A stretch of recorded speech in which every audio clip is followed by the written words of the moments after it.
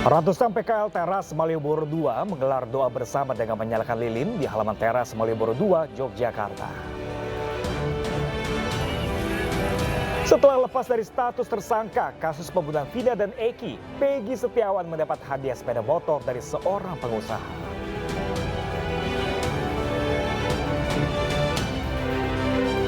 Aktris asal Amerika Serikat Shannen Doherty yang dikenal lewat perannya sebagai Brenda dalam seri populer Beverly Hills meninggal dunia.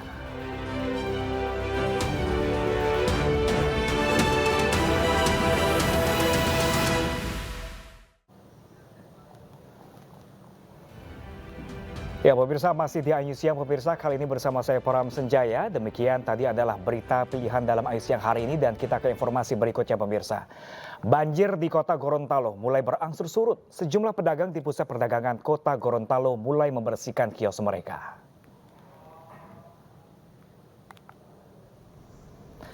Meski berangsur surut, para pedagang mengaku akibat banjir mereka mengalami kerugian hingga jutaan rupiah. Menurut pedagang, banjir yang melanda pusat perdagangan hingga saat ini merupakan yang terparah dari tahun sebelumnya.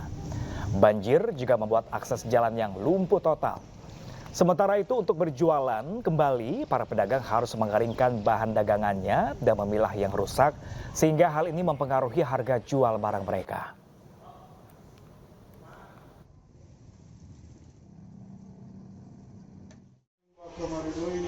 Sementara pemirsa, korban banjir Gorontalo mengungsi di SMP 1 Kecamatan Telaga Jaya. Setiap ruang kelas yang digunakan sebagai tempat pengungsian diisi pengungsi sebanyak 10 orang hingga 84 orang.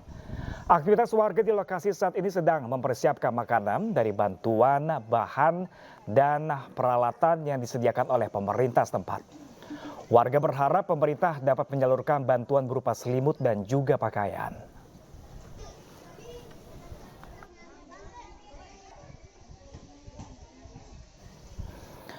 Dan pemirsa, untuk mengetahui informasi terkini terkait pengungsi korban banjir di Gorontalo, kami sudah terhubung dengan rekan kami Faradila Alim langsung dari Kecamatan Telaga Jaya, Kota Gorontalo. Halo, selamat siang rekan Faradila. Ya, rekan Faradila, jika saat ini Anda berada di pengungsian, artinya masih ada sejumlah pengungsi di sana dan sejumlah titik di sana apakah masih tergenang banjir?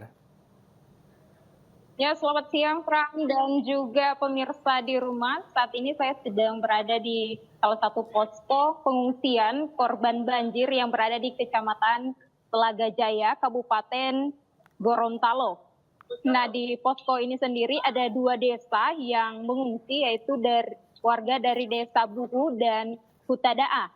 Nah, warga sekitar ini yang mengungsi di posko ini hingga saat ini mereka memang belum bisa pulang ke rumah masing-masing ataupun membereskan rumah mereka akibat banjir karena ketinggian air di wilayah mereka sendiri itu masih sekitaran 2 meter. Dan ini memang cukup parah karena 2 lokasi ini adalah lokasi yang cukup berdekatan dengan area danau yang menjadi luapan banjir sendiri. Oke, apa penyebabnya banjir di sana sulit untuk surut, bahkan ini banjir sudah berhari-hari di sana rekan Faradila? Jadi Pram, untuk banjir di 2 lokasi ini sebenarnya adalah banjir yang sudah terjadi sejak bulan Juni. Dan ini sudah periode kedua masyarakat di sekitar situ yang telah mengungsikan diri. Makanya masyarakat tadi mereka sempat mengeluhkan bahwa mereka akan cukup lama di pengungsian karena biasanya banjir di area sekitar wilayah mereka itu akan surut hingga berbulan-bulan. Oke, Faradila, mungkin Faradila di pengungsian bisa memberikan gambaran kepada kami seperti apa sih suasana di pengungsian saat ini dengan sejumlah para pengungsi di sana? Silakan Faradila. Baik, Pram dan juga pemirsa, saya akan mengajak untuk melihat situasi kondisi sekitar. Sekarang masyarakat sedang melakukan aktivitas, ada yang baru selesai memasak, ada juga yang saat ini sedang istirahat karena memang mereka cukup kewalahan sejak kemarin juga mereka masih tetap ada di lokasi pengungsian dengan keadaan seperti barang-barang mereka juga banyak yang hanyut, terus bantuan-bantuan juga meskipun sudah digelontorkan oleh pemerintah, namun dengan jumlah warga yang terdampak cukup banyak itu cukup membuat mereka kesulitan untuk berbagi. Jadi untuk saat ini warga sendiri masih saling mencukupi untuk berbagi makanan dan alat sandang pangan lainnya. Seperti itu, Pram. Oke, 2 lokasi masih banjir di sana, berarti artinya di pengungsian ini total jumlah pengungsi ada berapa di sana, Kak Faradila? Untuk saat ini di pengungsian yang berada di SMP 1 Telaga Jaya ini sebenarnya belum bisa ditaksir berapa korbannya karena terus bertambah karena ini adalah lokasi pengungsian yang menurut warga sudah beberapa kali mereka dipindahkan karena sebelumnya mereka ada di lokasi pengungsian yang lainnya, namun di lokasi tersebut juga terdampak banjir sehingga mereka juga dipindahkan. Nah untuk jumlah saat ini bisa diperkirakan hingga 100 jiwa. Masih cukup banyak di sana, Kak Faradila. Mungkin Anda sempat berbincang kepada para pengungsi di sana. Apakah apa yang dibutuhkan mereka saat ini pastinya untuk keperluan mereka pengungsi? Nah untuk keperluan sendiri dari masyarakat yang terdampak ini saat ini mereka mengeluhkan seperti alat-alat selimut dan baju karena mereka mengatakan tadi tidak ada baju mereka yang dapat diselamatkan ketika peristiwa banjir dan kalaupun ada yang terselamatkan itu dalam kondisi basah sehingga mereka kedinginan dan mereka memerlukan bantuan berupa alat-alat seperti ini. Oke, terkait soal banjir, Kak Faradila, sejumlah titik sudah mulai surut di sana. Apakah jika kondisi cuaca kembali buruk dan hujan dari sana, kemungkinan banjir akan kembali tinggi? Ya, Pram. Jika kondisi cuaca kembali diguyur hujan, maka dipastikan wilayah Gorontalo belum cukup aman untuk terbebas dari bencana banjir dan bisa diprediksi banjir bahkan akan lebih meluas dan volume air lebih akan bertambah tinggi. Oke, baik. Terima kasih Kak Faradila atas informasinya. Kami masih menanti informasi terbaru dari Anda. Semoga banjir di Gorontalo segera surut. Terima kasih Kak Faradila dan selamat bertugas kembali. Kita beralih ke informasi lain pemirsa. Setelah bebas dan lepas dari status tersangka, kasus pembunuhan Vina dan Eki, Peggy Setiawan terus kebanjiran rezeki. Baru-baru ini Peggy mendapatkan hadiah 1 unit sepeda motor dari salah seorang pengusaha asal Tasikmalaya.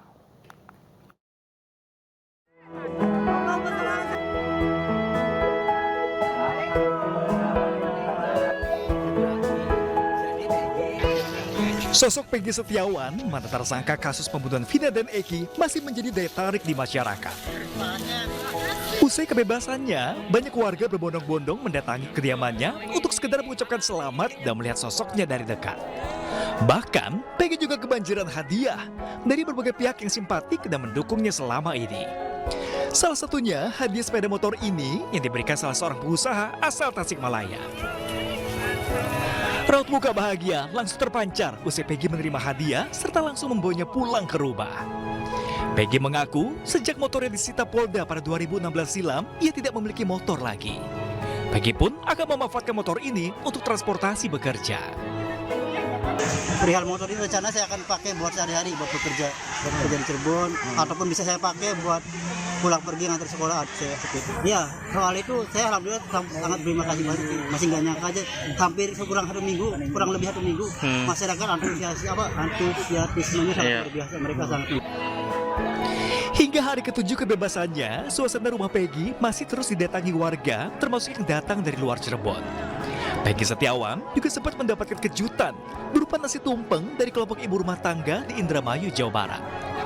Peggy pun langsung menerima nasi tumpeng tersebut dengan rasa haru. Ini bebas, akan rumah manding, kita dari kita ya. Mengucapkan terima kasih banyak pada kalian semua yang udah sukarelawan untuk bisa memberikan kado yang luar biasa seperti ini. Pemberian tumbang ini sebagai rasa syukur dari kelompok ibu-ibu atas bebasnya Peggy yang sempat mendekam di sel tahanan Polda Jawa Barat selama 49 hari. Dari Cirebon, Jawa Barat, Toy Iskandar, iNews melaporkan. Ya, pemirsa, mantan terpidana kasus pembunuhan Vina, Saka Tatal, meminta mantan Bupati Purwakarta Deddy Mulyadi bersaksi dalam sidang peninjauan kembali pada 24 Juli mendatang. Kesaksian Deddy diyakini akan menjadi bukti baru untuk membuktikan dirinya tidak bersalah.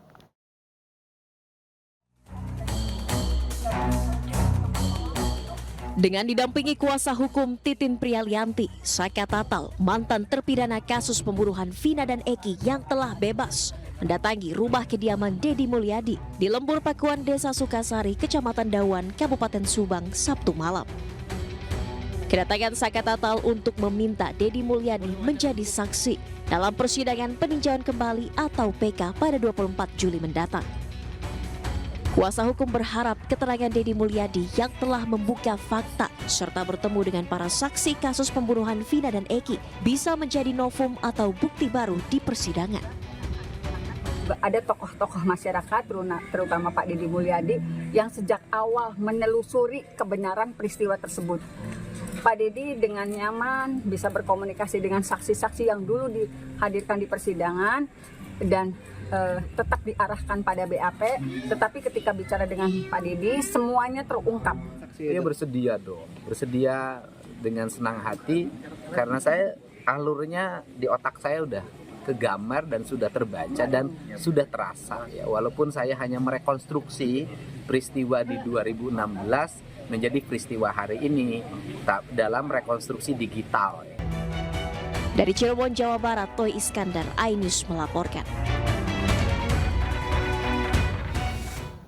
Ya, pemirsa, semenjak kasus pembunuhan Vina dan Eki kembali mencuat, keberadaan Ibtu Rudiana dipertanyakan. Publik menunggu penjelasan Ibtu Rudiana mengenai kasus pembunuhan putranya Eki.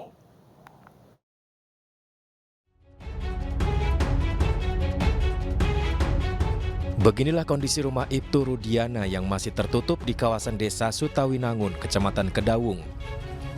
Menurut Ketua RT 6 RW 7 Jumadi, semenjak kasus pembunuhan Vina dan Eki kembali mencuat, Ibtu Rudiana sulit dihubungi. Rumah tempat tinggalnya juga selalu tertutup. Padahal sebelumnya ia dikenal sebagai warga yang baik dan sering pergi ke masjid. Caranya sih baik, biasanya ada orang yang ke masjid juga rajin semuanya tuh. Misalnya ada kegiatan tuh, ya kadang sih ada juga sumbangan, sering ngasih itu sih. Sering kumpul gitu. Sering, kalau misalkan waktu tuh aku belum ada kejadian ini tuh sering. Maksudnya kejadian ini ya udah langsung hilang aja. Semenjak kasus Vina ini muncul lagi tuh, langsung hilang. Publik menantikan kemunculan Ibtu Rudiana agar bisa menjelaskan peristiwa sebenarnya sehingga kasus ini menjadi terang benderang. Dari Cirebon, Jawa Barat, Miftahudin, iNews melaporkan.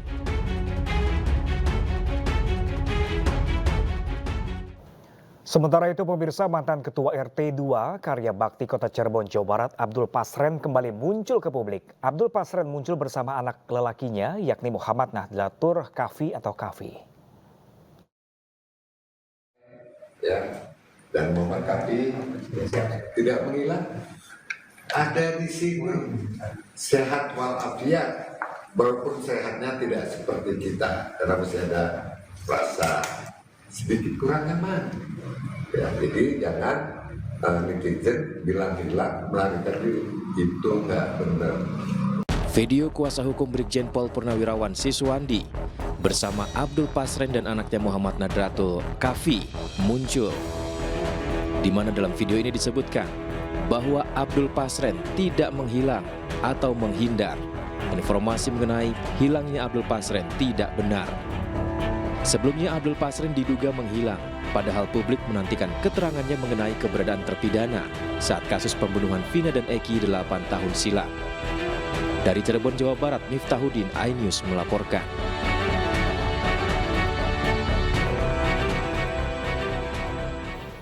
Ya, pemirsa, pasca Peggy Setiawan menang dari pra peradilan dan bebas dari tahanan, 7 terpidana kasus pembunuhan Vina dan Eki belum kembali ke lapas kelas 1 Cirebon.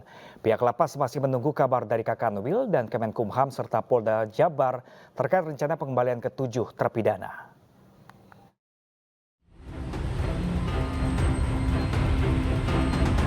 Pasca putusan sidang pra-peradilan Peggy Setiawan, 7 terpidana kasus pembunuhan Vina dan Eki belum dikembalikan ke lapas Kesambi Cirebon. Saat ini, ke-7 terpidana masih berada di 3 lapas yang ada di Bandung. Sebelumnya, ke-7 terpidana dibawa ke Polda Jawa Barat pada tanggal 22 Mei 2024 lalu. Ketujuhnya dipindahkan untuk kepentingan penyelidikan terkait ditangkapnya Peggy Setiawan atas kasus pembunuhan Vina dan Eki.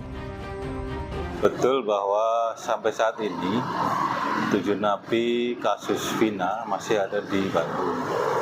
Bahwa keberadaan mereka di Bandung tentunya kami memindahkan ke sana. Itu merupakan hasil koordinasi antara kantor wilayah dengan Polda Jawa Barat.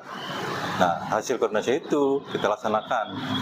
Jadi kami hanya melaksanakan hasil koordinasi saja.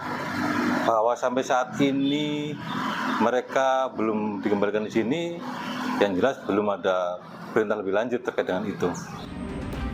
Saat ini pihak Lapas Kelas 1 Kesambi masih menunggu kabar dari Kakanwil dan Kemenkumham serta pihak Polda Jabar terkait rencana pengembalian ke-7 terpidana tersebut. Dari Cirebon, Jawa Barat, To Iskandar, iNews melaporkan.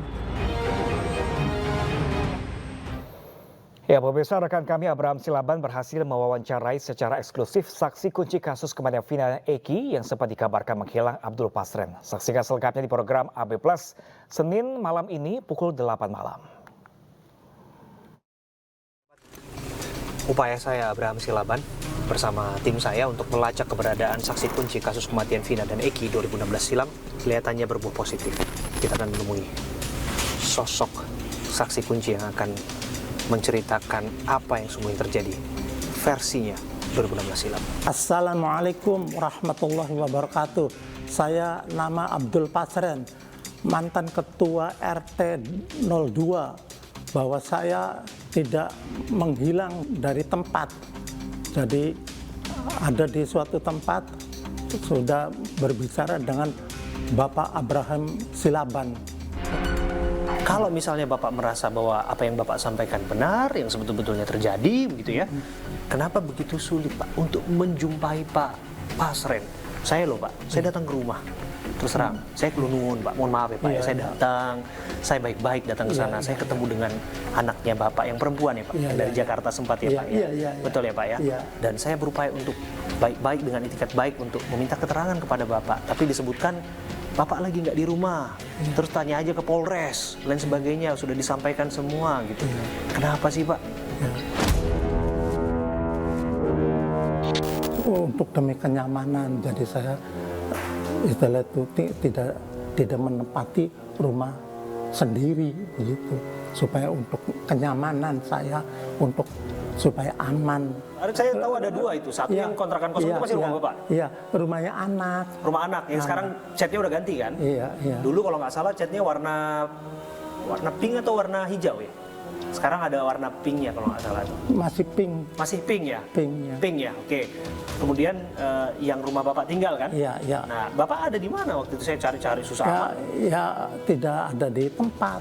Saya untuk demi kenyamanan, hati saya sampai ya baru setengah bulan kesini kan tuh istri saya sampai nangis saja. Kenapa? Ya nangis, sih kepikiran sih begitu. Ya banyak yang nyari.